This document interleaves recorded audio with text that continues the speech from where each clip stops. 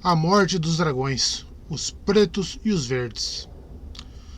Dança dos Dragões é o nome floreado dado à luta selvagem e mortífera pelo trono de ferro de Westeros, travada entre dois ramos rivais da casa Targaryen durante os anos 129 e 131 depois da conquista. Caracterizar os feitos sombrios, turbulentos e sanguinolentos desse período como dança nos parece grotescamente inadequado. Sem dúvida, a expressão surgiu com algum cantor. A morte dos dragões seria mais bem adequado, mas a tradição, o tempo e o grande mestre Munkum cravaram um uso mais poético nas páginas da história, então temos que dançar junto com o resto. Com a morte do rei Viserys I Targaryen, havia dois pretendentes principais ao trono de ferro. Sua filha, Rhaenyra, a única filha sobrevivente do primeiro casamento dele, e Aegon, seu filho mais velho, com a segunda esposa. Em meio ao caos e à carnificina gerados pela rivalidade dos dois, outros pretensos reis também fariam suas reivindicações, rodeando-os como saltimbancos em um palco, por uma quinzena ou uma fase da lua só para fracassar tão rapidamente quando tinham surgido. A dança partiu os 7 reinos em dois quando senhores, cavaleiros e plebeus se declararam a favor deste ou daquele lado e pegaram em armas uns contra os outros. Até a casa Targaryen se dividiu quando amigos, parentes e os filhos de cada um dos pretendentes se envolveram na briga. Ao longo dos 2 anos de luta, o preço foi alto para os grandes senhores de Westeros, seus vassalos, cavaleiros e plebeus. Embora a dinastia tenha sobrevivido, o poder dos Targaryen estava bastante diminuído no fim da luta e os últimos dragões do mundo em número bem reduzido. A dança foi uma guerra diferente de qualquer outra das que aconteceram na longa história dos 7 reinos. Embora exércitos marchassem e se encontrassem em batalhas selvagens, boa parte da matança aconteceu na água e, principalmente, no ar, com o dragão lutando contra dragão com dentes e garras e chamas. Foi uma guerra também marcada por dissimulação, assassinato e traição, uma guerra lutada nas sombras de escadarias, câmaras do conselho e pátios de castelos, com facas e mentiras e veneno. Em ponto de fervura havia tempos, o conflito eclodiu abertamente no terceiro dia da terceira lua de 129 depois da conquista, quando o adoentado e acamado rei Viserys I Targaryen fechou os olhos para cochilar na Fortaleza Vermelha de Porto Real e morreu. Seu corpo foi encontrado por um servo na hora do morcego, quando era o costume do rei tomar uma xícara de hipocrás. O servo correu para informar a rainha Alicente, cujos aposentos ficavam no andar abaixo dos aposentos do rei.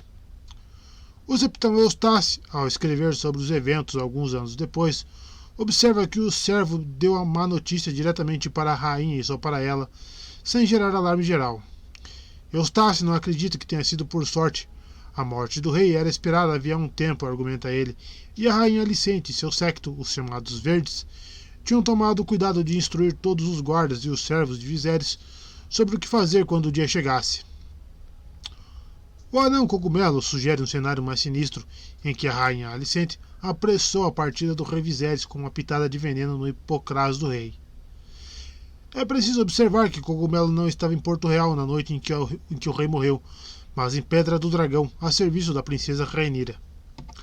A rainha Alicente foi na mesma hora para o quarto do rei acompanhada de Sir Criston Cole, senhor comandante da Guarda Real. Quando confirmaram que Viserys estava morto, sua graça ordenou que o quarto dele fosse isolado e colocado sob vigília. O servo que encontrou o corpo do rei foi isolado para garantir que ele não espalhasse a história. Sir Criston voltou à Torre da Espada Branca e mandou seus irmãos da Guarda Real convocar os integrantes do pequeno conselho do rei. Era a hora da coruja. Naquela época, assim como agora, os irmãos juramentados da Guarda Real consistiam de 7 cavaleiros, homens de lealdade comprovada e suma habilidade que fizeram juramentos solenes de dedicar a vida a defender o rei e seus parentes. Só 5 dos mantos brancos estavam em Porto Real na ocasião da morte do Viserys. O próprio Sir Criston, Sir Eric Cargill, Sir Rickard Thorne, Sir Stephen Darkling e Sir William Fell. Sir Eric Cargill, gêmeo de Sir Eric, e Sir Lawrence Marbrand, junto com a princesa Rhaenyra em Pedra do Dragão, continuaram sem saber e sem se envolver enquanto seus irmãos de armas partiam na noite para despertar os membros do pequeno conselho que dormiam em suas camas. O conselho se reuniu nos aposentos da rainha na fortaleza de Maegor. Muitos relatos foram feitos sobre o que foi dito e feito naquela noite. O mais detalhado e confiável deles é do grande mestre Munkun, Dança dos Dragões, uma história verdadeira. Embora a história exaustiva de Munkun só tenha sido escrita uma geração depois e tenha utilizado muitos tipos diferentes de fontes, incluindo as crônicas do mestre, memórias, registros de intendente e entrevista com 147 testemunhas sobreviventes dos grandes eventos da ocasião, o relato dele dos eventos internos da corte se baseia nas confissões do grande mestre Orwell, registradas antes de sua execução. Diferentemente de Cogumelo e Eustace, cujas versões derivam de boatos, cochichos e lendas familiares, o grande mestre estava presente na reunião e participou das deliberações e decisões do conselho, embora seja preciso reconhecer que, na ocasião em que escreveu, Orwell estava ansioso para ser visto sob uma perspectiva favorável e se absorver de qualquer culpa pelo que aconteceria depois. A história verdadeira de Munkun, portanto, talvez pinte seu predecessor de um ponto de vista favorável demais. Reunidos nos aposentos da rainha enquanto o corpo do senhor seu marido esfriava acima, estavam a própria rainha Alicente, seu pai, Sir Otto Hightower, irmão do rei, Sir Christian Cole, senhor comandante da Guarda Real, o grande mestre Orwell, Lord Lyman Bisbury, mestre da moeda, um homem de 80 anos, Sir Tyland Lannister, mestre dos navios, irmão do senhor de Rochedo Casterly, Larry Strong, chamado Larry Spetorto, senhor de Harrenhal, mestre dos segredos, e Lord Jasper Wilde, chamado Barra de Ferro, mestre das leis. O grande mestre Munkun chama essa reunião de Conselho Verde em sua história verdadeira. O grande mestre Orwell abriu a reunião revisando as tarefas e procedimentos costumeiros exigidos quando da morte de um rei. Ele disse: o capitão Eustace deve ser convocado para executar os ritos finais e rezar pela alma do rei. Um corvo precisa ser enviado à Pedra do Dragão imediatamente para informar a princesa Rhaenyra sobre o falecimento do pai dela. Será que Sua Graça, a rainha, não gostaria de escrever a mensagem para suavizar a má notícia com algumas palavras de condolências? Os sinos sempre são tocados para anunciar a morte de um rei. Alguém precisa cuidar disso. E claro que temos que começar a fazer nossos preparativos para a coroação da rainha Rhaenyra. Sir Otto o interrompeu. Tudo isso precisa esperar, declarou ele, até a questão da sucessão ser resolvida. Como mão do rei, ele tinha poder de falar com a voz do rei até se sentar no trono de ferro na ausência do rei. Viserys concedeu a ele a autoridade de governar os 7 reinos e, até chegar a hora do nosso novo rei ser coroado, essa regra prevaleceria. Até nossa rainha ser coroada, disse alguém. No relato do grande mestre Munkun, as palavras são de Orwell, faladas baixo, pouco mais de um sussurro. Mas Cogumelo e o capitão Eustace insistem que foi Lord Bisbury quem falou em tom petulante. Rei, insistiu a rainha Alicente, o trono de ferro por direito deve ser passado para o filho legítimo mais velho de Sua Graça. A discussão que veio em seguida foi a daquele momento até o amanhecer contra o grande mestre Munkun. Cogumelo e o capitão Eustace concordam.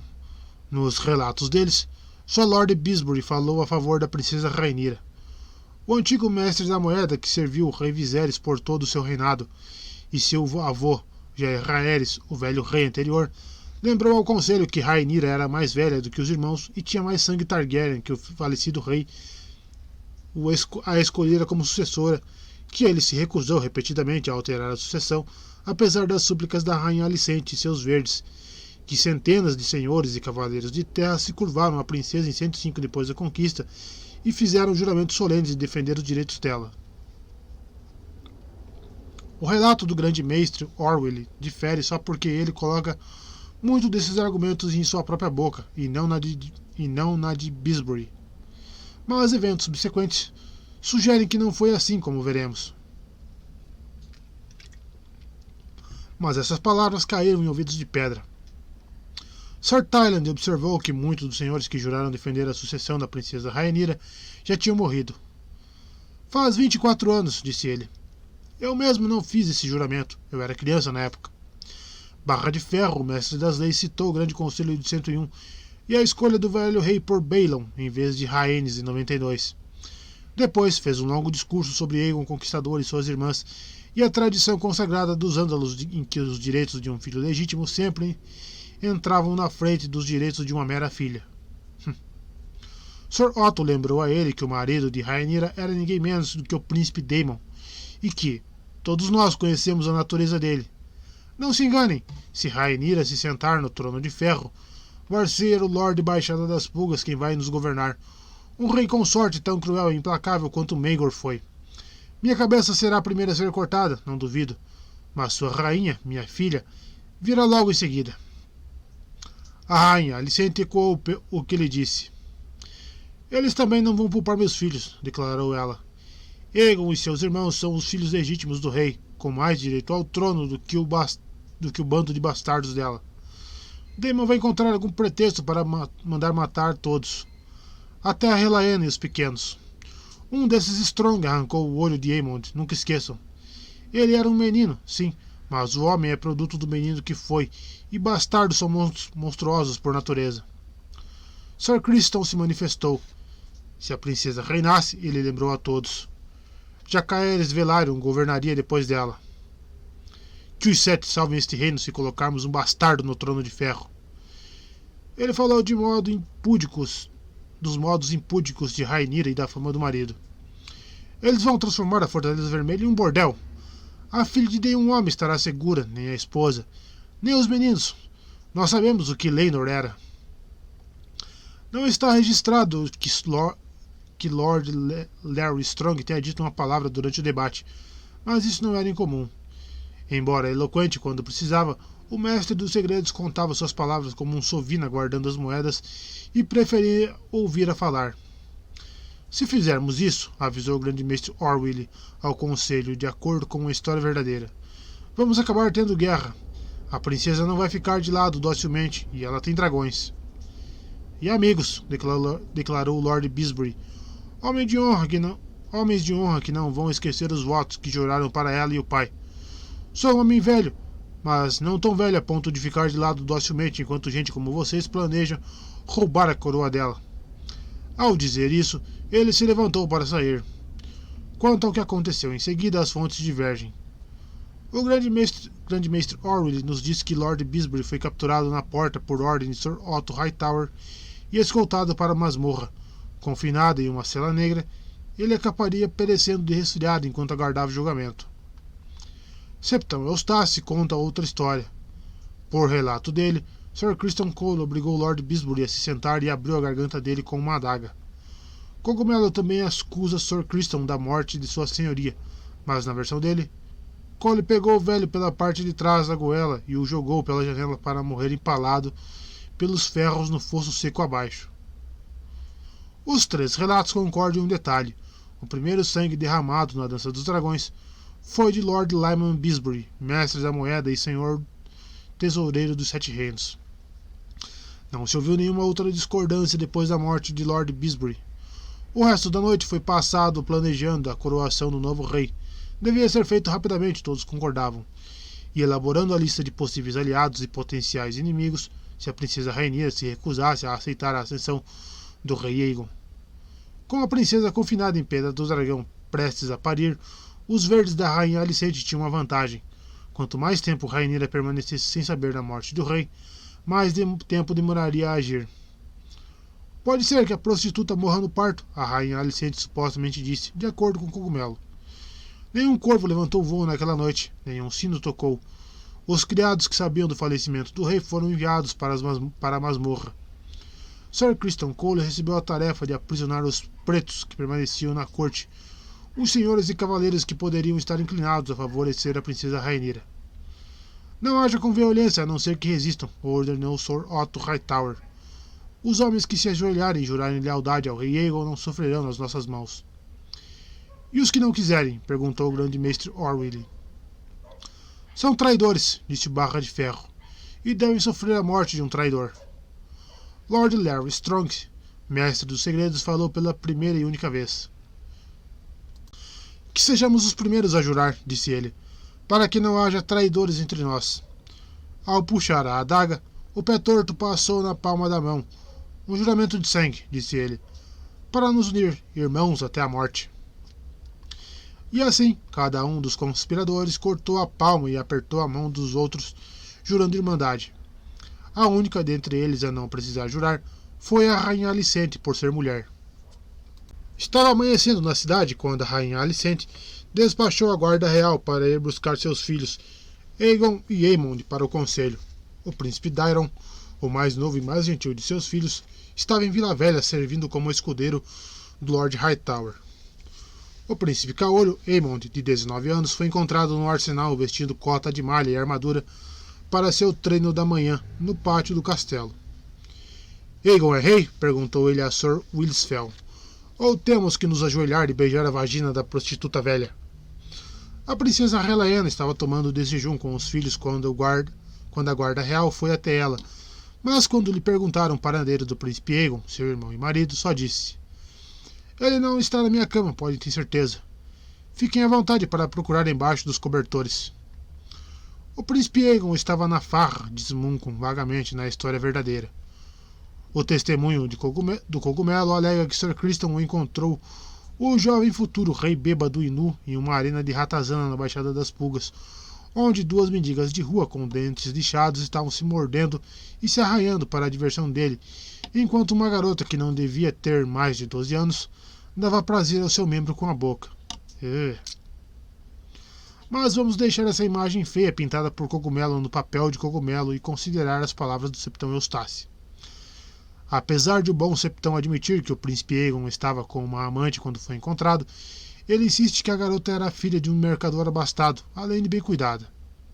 Além do mais, o príncipe se recusou a ser parte dos planos da mãe a princípio. Minha irmã é a herdeira, não eu, diz ele no relato de Eustace. Que tipo de irmão rouba o direito de nascença da irmã? Só depois que Sir Criston o convenceu de que a princesa provavelmente o executaria e aos irmãos se pusesse a coroa, foi que Aegon cedeu. Enquanto houver um Targaryen legítimo vivo, nenhum Strong pode querer se sentar no trono de ferro, disse Cole. Rhaenyra não tem escolha senão cortar suas cabeças e se desejar que os bastardos governem depois dela. Foi isso e só isso que persuadiu Aegon a aceitar a coroa que o pequeno conselho estava oferecendo a ele, insiste nosso gentil Septão. Enquanto os cavaleiros da guarda real estavam procurando os filhos da rainha Alicente, outros mensageiros convocaram o comandante da patrulha da cidade e seus capitães. Eram 7, cada um no comando de um dos portões da cidade, para comparecerem à Fortaleza Vermelha. 5 foram avaliados como solidários à causa do príncipe Aegon quando questionados. Os outros 2, junto com o comandante, foram considerados indignos de confiança e se viram acorrentados. Sir Luthor Largent, o mais temível dos 5 leais, foi escolhido como novo comandante dos Mantos Dourados. Forte como um touro com 2 metros de altura, Largent era famoso por supostamente ter matado um cavalo de guerra com um único soco. Mas Sir Otto, por ser um homem prudente, tomou cuidado de indicar seu filho, Sir Gawain Hightower, irmão da rainha, como o segundo homem junto com Largent, e o instruiu a ficar de olho em Sir Luthor para o caso de sinais de deslealdade. Sir Tyland Lannister foi nomeado mestre da moeda no lugar do falecido Lord Bisbury e agiu imediatamente para tomar conta do tesouro real. O ouro da coroa foi dividido em 4 partes. Uma parte foi confiada aos cuidados do Banco de Ferro de Bravos por segurança. Outra enviada sob forte guarda para Rochedo Casterly, uma terceira enviada para Vila Velha. A riqueza restante seria usada para subornos e presentes e para contratar mercenários se necessários.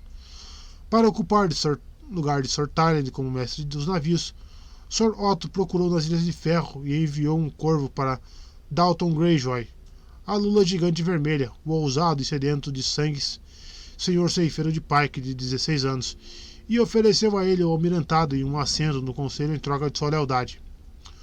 Um dia se passou, depois outro. Nem as irmãs silenciosas, nem os septões foram chamados ao quarto onde o rei Viserys estava, inchado e apodrecendo. Nenhum sino tocou. corvos voaram, mas não para a Pedra do Dragão. Foram para Vila Velha, Rocha do Castre, Corre Rio, Jardim de Cima e para muitos outros senhores cavaleiros que a rainha Alicente tinha motivo para achar que pudessem ficar do lado de seu filho. Os anais do Grande Conselho de 101 foram consultados e houve verificação de quais senhores falaram a favor de Viserys e quais falaram por Rhaenys, Laena ou Laenor. Os senhores reunidos tinham preferido o postulante homem em lugar da mulher em 20 contra 1. Mas houve quem discordasse e essas mesmas casas provavelmente dariam seu apoio à princesa Rhaenyra se a guerra acontecesse. A princesa teria o Serpente Marinha em suas frotas, avaliou Sir Otto, e possivelmente outros senhores da margem oriental, os Lords Bar Aemon, Massey, Celtigar e Crabbe, talvez até a Estrela da Tarde de Tarte. Todos eram poderes menores, exceto pelos Velaryon. Os Homens do Norte eram uma preocupação maior. Winterfell falou a favor de Rhaenys em Harrenhal, assim como os vassalos de Lord Stark, os Dustin de Vila Acidentada e os Manderly de Porto Branco. A casa Arryn também não era de confiança, pois o Ninho da Águia estava sob o comando de uma mulher, a senhorita Jane, a donzela do Vale, cujos direitos poderiam ser questionados se a princesa Rhaenyra fosse deixada de lado. O maior perigo era visto como sendo Ponta Tempestade, pois a casa Baratheon sempre foi firme no apoio às reivindicações da princesa Rhaenys e seus filhos. Embora o velho Lord Boromund tivesse morrido, seu filho Boros era mais inteligente, era mais beligerante que o pai, e os senhores da Tempestade menores o seguiriam para onde quer que os levasse. Então temos que cuidar para que ele os lidere até nosso rei, declarou a rainha Alicente. Em seguida, mandou chamar seu segundo filho. Assim, não foi um corvo que saiu voando para a Ponta Tempestade naquele dia, mas Vagar, a mais velha e maior dos dragões de Westeros. Nas costas delas estava o príncipe Aemon de Targaryen, com uma safira no lugar do olho arrancado. Seu objetivo é conquistar a mão de uma das filhas de Lord Baratheon, disse seu avô Otto antes dele levantar voo. Qualquer uma das 4 serve. Encante-a e se case com ela, e Lord Borros vai entregar as terras da tempestade para seu irmão. Fracasse! Eu não vou fracassar, disse o príncipe Aemon. Aegon vai ter Ponta Tempestade e eu vou ter a garota. Quando o príncipe Aemon partiu, o fedor do quarto do rei morto já estava se espalhando por toda a fortaleza de Maegor, e muitas histórias e boatos estavam se alastrando pela corte e pelo castelo. As masmorras da Fortaleza Vermelha haviam recebido tantos homens suspeitos de deslealdade que até o Alto Septão tinha começado a questionar os desaparecimentos e mandou uma mensagem ao septo estrelado de Vila Velha perguntando por alguns dos desaparecidos. Sir Otto Hightower, o homem mais metódico a servir como mão, queria mais tempo para os preparativos, mas a rainha Alicente sabia que eles não podiam adiar mais. O príncipe Aegon estava cansado de segredos. Sou rei ou não? Perguntou ele à mãe. Se sou rei, me coroe. Os sinos começaram a tocar no 10º dia da terceira lua de 129 depois da conquista, anunciando o final de um reinado. O grande mestre Orwell finalmente teve permissão de enviar os seus corvos e as aves negras subiram ao céu às centenas, espalhando a notícia da ascensão de Aegon para todos os cantos distantes do reino. As Irmãs Silenciosas foram chamadas para preparar o cadáver para a pira, e os cavaleiros foram enviados em cavalos claros para espalhar a notícia para o povo de Porto Real, gritando: O rei Viserys está morto! Vida longa ao rei Aegon! Ao ouvir os gritos, Munkun escreve. Alguns choraram e outros comemoraram, mas a maior parte da plebe ficou olhando em silêncio, confusa e cautelosa, e de vez em quando uma voz gritava: Vida longa à nossa rainha! Enquanto isso, foram feitos preparativos apressados para a coroação. O Fosso dos Dragões foi escolhido como local. Embaixo do grandioso domo havia bancos de pedra suficientes para acomodar 80.000, e as paredes grossas do fosso, o telhado resistente e as enormes portas enormes de bronze o tornavam defensável se traidores tentassem estragar a cerimônia. No dia indicado, Sir Criston Cole pôs a coroa de ferro e rubi de Aegon, o Conquistador, na cabeça do filho mais velho do rei Viserys e da rainha Alicente, declarando-o Aegon da casa Targaryen, segundo de seu nome, rei dos Ândalos, dos Rhoynares, dos primeiros homens, senhor dos 7 reinos e protetor do território. Sua mãe, a rainha Alicente, amada pelo povo, pôs sua coroa na cabeça de sua filha Relaena, esposa e irmã de Aegon. Depois de beijar as bochechas dela, a mãe se ajoelhou perante a filha, baixou a cabeça e disse: Minha rainha. A quantidade de pessoas que foi ver a coroação ainda é discutível. O grande mestre Mungum, depois de consultar Orwell, nos diz que mais de 100.000 plebeus se espremeram no fosso do dragão, os gritos tão altos que sacudiram as paredes, enquanto Cogumelo diz que os bancos de pedra estavam só parcialmente ocupados. Com o alto septão em Vila Velha, velho e frágil demais para viajar até Porto Real, caiu nas mãos do septão Eustácio ungir a testa do rei Aegon com óleos sagrados e o abençoar nos 7 nomes de Deus. Alguns dos presentes, com olhares mais afiados do que a maioria, talvez tivessem notado que só havia 4 mantos brancos servindo o novo rei, não 5 como até então.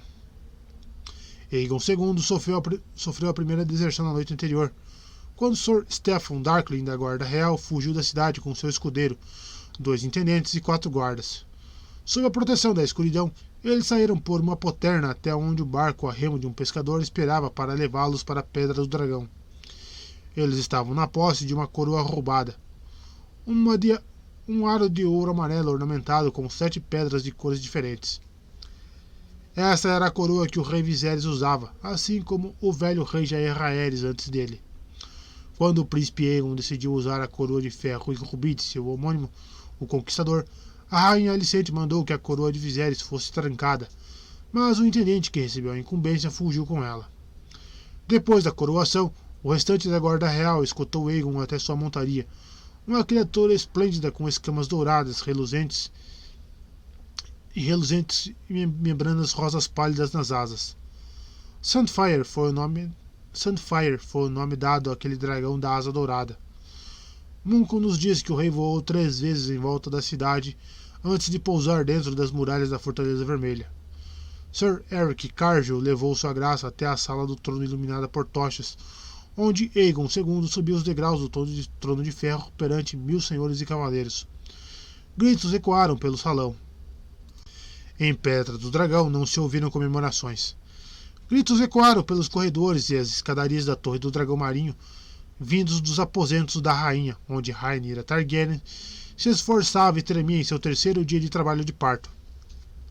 A criança só deveria nascer depois de outra fase da lua, mas a notícia de Porto Real deixou a princesa com uma fúria sombria, e a ira pareceu adiantar o parto, como se o bebê dentro dela também estivesse com raiva lutando para sair. A princesa gritou xingamentos por todo o trabalho de parto, chamando a ira dos deuses para seus meios-irmãos e a mãe deles, a rainha, e detalhando as tormentas que infligiria a eles antes de deixá-los morrer. Ela também amaldiçoou a criança dentro de sua barriga contra Cogumelo, arranhando o ventre inchado enquanto o mestre Gerardes e sua parteira tentavam controlá-la e gritando: Monstro! Monstro! Saia! Saia! Saia! Quando o bebê enfim saiu, mostrou-se realmente um monstro, uma menina natimorta, retorcida e mal formada, com um buraco no peito onde deveria ficar o coração e um rabo curto com escamas. É assim que Cogumelo a descreve. O anão nos conta que foi ele quem carregou a coisinha para o pátio para ser queimada.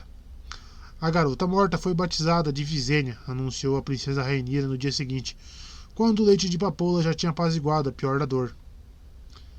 Ela foi minha única filha e eles a mataram. Roubaram minha coroa e assassinaram minha filha e vão responder por isso. E assim a dança começou, quando a princesa convocou um conselho. Conselho Preto é como a história verdadeira chama a reunião em Pedra do Dragão, comparando-o com o Conselho Verde de Porto Real. A própria Rhaenyra presidiu sentada entre seu tio e marido, o príncipe Daemon, e seu conselheiro de confiança, mestre Gerardes. Seus 3 filhos estavam presentes, embora nenhum tivesse chegado à idade adulta. Jace tinha 14, Luke 13 e Joffrey 11. 2 guardas reais os acompanhavam, Sir Eric Cargill, gêmeo de Sir Eric, e Sir Laurent Marbrand das Terras Ocidentais. 30 cavaleiros sem arqueiros e 300 homens de armas compunham o resto da guarnição de Pedra do Dragão. Isso sempre foi considerado suficiente para uma fortaleza com aquele nível de proteção. mas como instrumento de conquista, nosso exército deixa pouco a desejar. Observou amargamente o príncipe Daemon. Uma dezena de senhores menores e vassalos de Pedra do Dragão também foram ao Conselho Preto. Celtigar, da Ilha da Garra, Stalton, de Pouso de Gralhas, Massey, de Baile Pedra, Bar Aemon, de Ponta Afiada, e Darkling, de Valdo-Caso, entre eles. Mas o maior senhor a jurar sua força à princesa foi Corlys Velaryon, de Deriva Marca. Embora o Serpente Marinha estivesse velho, ele gostava de dizer que estava se agarrando à vida, como um marinheiro se afogando, agarrado aos destroços de um navio naufragado. Talvez os sete tenham me preservado para essa última luta. Com Lord Corlys também estava a esposa, a princesa Rhaenys, de 55 anos, o rosto magro e enrugado, o cabelo negro com mechas brancas, mas tão impetuosa e destemida quanto aos 22 anos. A rainha que nunca foi, como o cogumelo a chama. O que Viserys tinha que ela não tinha? Uma linguicinha? É isso necessário para ser rei? Que cogumelo governa então? Minha linguiça tem o triplo do tamanho da dele. Os que compareceram ao Conselho Preto se diziam leais, mas sabiam muito bem que o rei Aegon II os chamariam de traidores. Cada um já havia recebido uma convocação de Porto Real exigindo que eles se apresentassem na Fortaleza Vermelha para fazer juramentos de lealdade ao novo rei. Todos os seus exércitos combinados não eram páreo para o poder que só os Hightower podiam reunir. Os Verdes de Aegon também tinham outras vantagens. Vila Velha, Porto Real e Lannisporto eram as maiores e mais ricas cidades do reino. As três eram governadas por Verdes. Todos os símbolos visíveis de legitimidade pertenciam a Aegon. Ele estava no trono de ferro, morava na Fortaleza Vermelha, usava a coroa do Conquistador, portava a espada do Conquistador e tinha sido ungido por um septão da fé perante os olhos de dezenas de milhares. O grande mestre Orwell comparecia aos conselhos dele, e o senhor comandante da Guarda Real pusera a coroa na cabeça do príncipe. E ele era homem, o que aos olhos de muitos o tornava o rei por direito e sua meia-irmã usurpadora. Contra tudo isso, as vantagens de Rhaenyra eram poucas. Alguns senhores mais velhos ainda podiam lembrar dos juramentos que fizeram quando ela foi nomeada princesa de Pedra do Dragão e herdeira do pai. Houve uma época em que ela foi amada pelos bem-nascidos e plebeus, quando a celebraram como o deleite do reino. Muitos jovens senhores e cavaleiros nobres procuraram o favor dela na época. Embora quantos ainda lutariam por ela agora que era uma mulher casada, com o corpo envelhecido e avolumado por 6 partos, era uma pergunta que ninguém conseguia responder. Apesar de seu meio-irmão ter pilhado o tesouro do pai, a princesa tinha a seu dispor a riqueza da casa Velaryon e as frotas do Serpente Marinha davam a ela superioridade no mar. E seu consorte, o príncipe Daemon, com sua história nos degraus, era mais experiente em guerras do que todos os seus inimigos somados. E por último, e não menos importante, Rhaenyra tinha seus dragões. Aegon também, observou o mestre Gerardes. Nós temos mais, disse a princesa Rhaenys, a rainha que nunca foi, que montava seu dragão, que havia mais tempo que todos eles. E os nossos são os maiores e mais fortes, exceto por Vagar. Os dragões se desenvolvem melhor aqui em Pedra do Dragão. Ela enumerou para o conselho.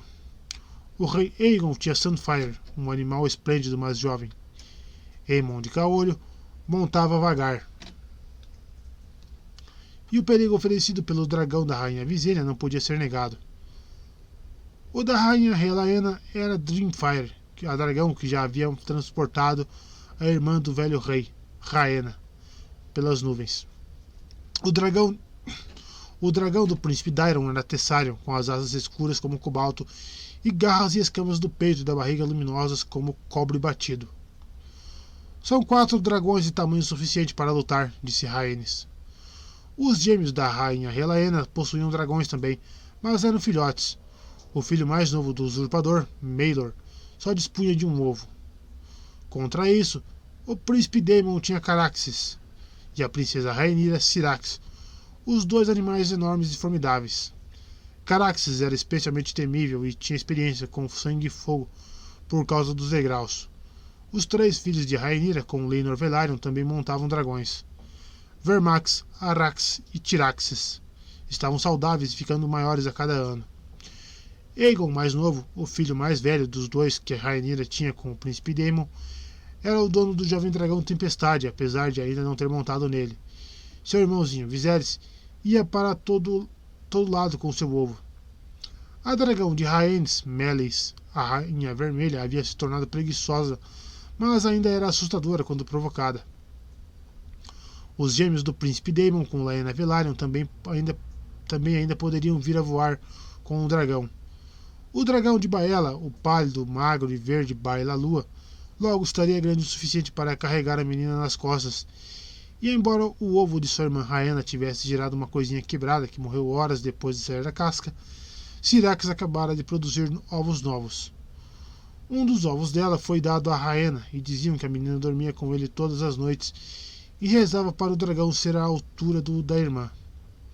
Além disso, 6 outros dragões fizeram toca nas cavernas fumegantes de Monte Dragão acima do castelo. Havia a Asa Prata, a antiga montaria da boa rainha Alysanne. Fumaresia, um animal cinza pálido que foi o orgulho e paixão de Sir Laenor Velaryon. O respeitável Vermithor, que não era montado desde a morte do rei Jair Rhaeris. E atrás da montanha havia 3 dragões selvagens, nunca reivindicados e montados por nenhum homem, vivo ou morto. A plebe os chamava de Roubo Velha, Fantasma Cinza e Canibal. Encontre cavaleiros para Asa Prata, Vermithor e Fumaresia, e vamos ter 9 dragões contra os 4 de Aegon.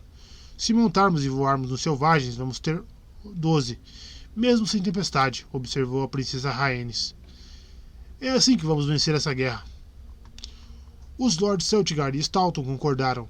Aegon, o Conquistador e suas irmãs provaram que os cavaleiros de exércitos não aguentavam fogo e sangue. Celtigar urgiu a princesa para voar contra Porto Real imediatamente e reduzir a cidade a cinzas e ossos. E de que isso vai nos adiantar, meu senhor? Perguntou o Serpente Marinha. Nós queremos governar a cidade, não destruí-la com fogo. Nunca vai chegar a isso, insistiu Celtigar. O usurpador não vai ter escolha além de nos enfrentar com os dragões dele. Nossos 9 certamente superarão os 4 dele. A que custo? Refletiu a princesa Rhaenyra. Meus filhos estariam montados em 3 desses dragões, devo lembrá-lo, e não seriam 9 contra 4. Eu não estaria forte o suficiente para voar por um tempo. E quem vai montar Asa Prata, Vermithor e Fumaresia? Você, meu senhor? Acho que não.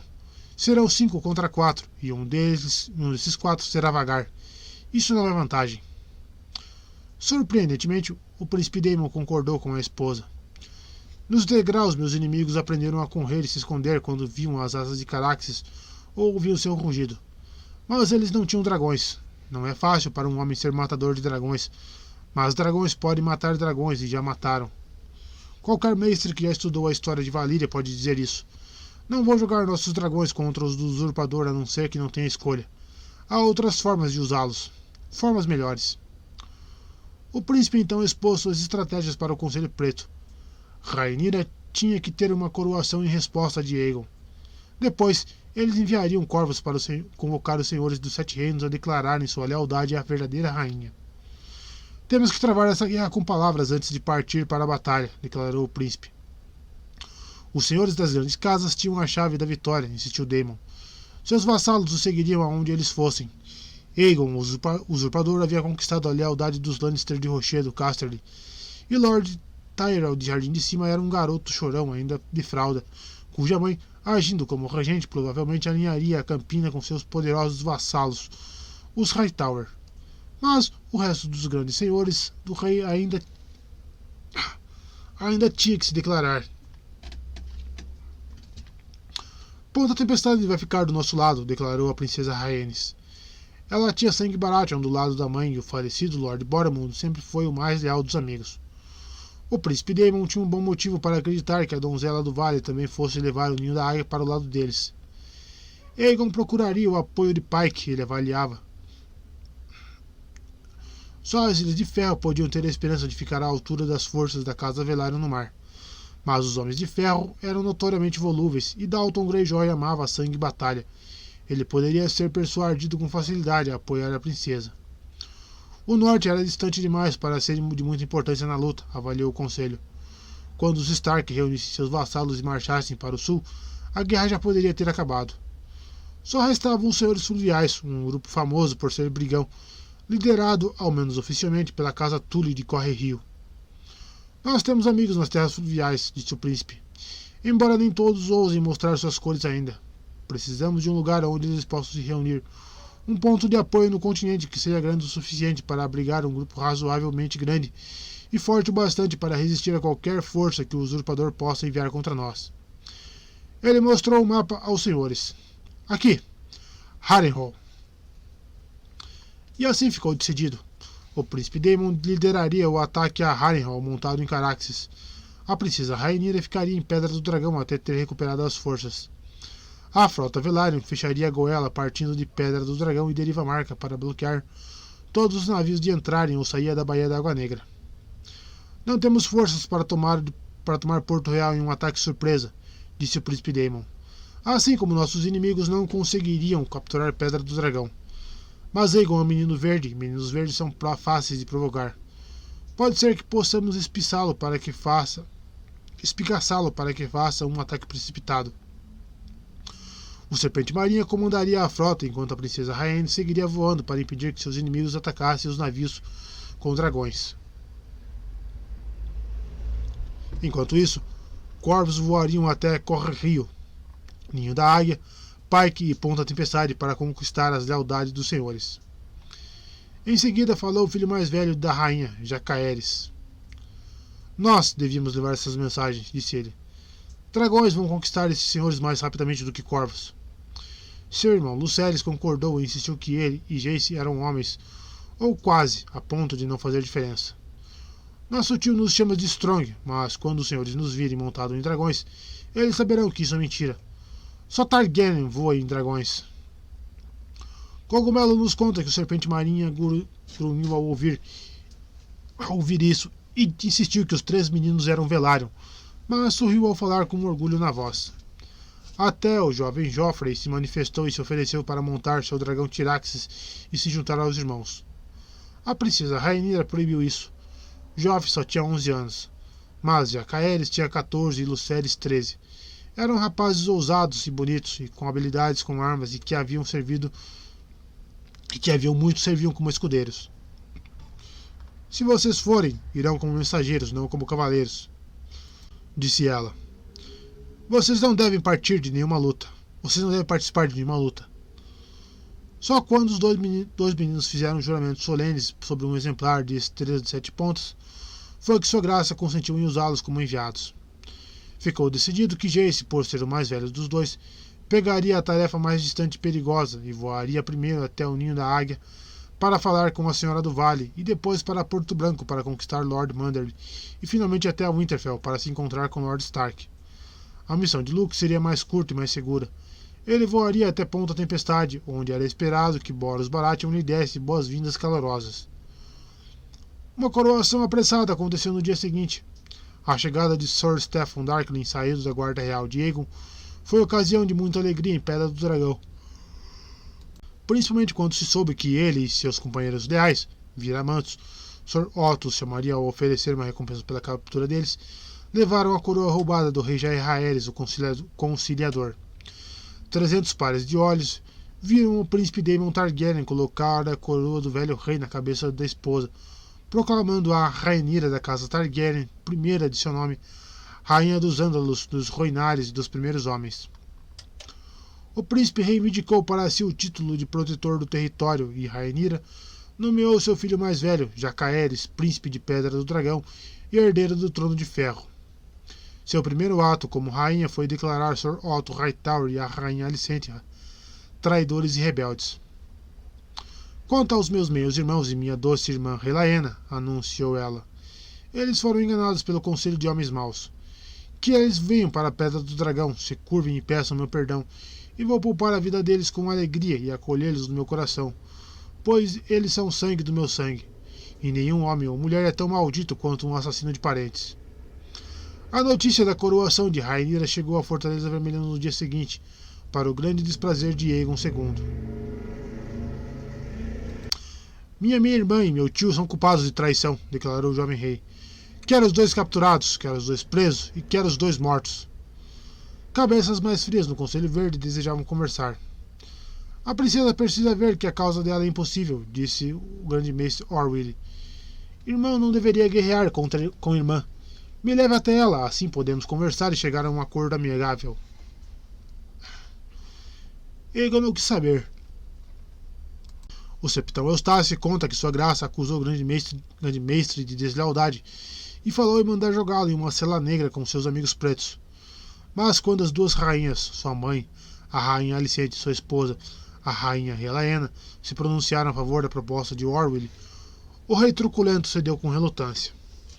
Assim, o grande mestre Orwell foi enviado para atravessar a Baía da Água Negra com uma bandeira de paz, liderando um séquito que incluía Sir Eric Cartwright da Guarda Real e Sir Gawain Hightower dos Mantos Dourados, junto com uma vintena de escribas e septões, entre ele e Eustácio. Os termos oferecidos pelo rei foram generosos, declara Munco em sua verdadeira história verdadeira. Se a princesa o reconhecesse como rei e se curvasse perante o trono de ferro, Aegon II confirmaria a posse dela de Pedra do Dragão e permitiria que a ilha e o castelo passassem para seu filho Jacaeres após a morte dela.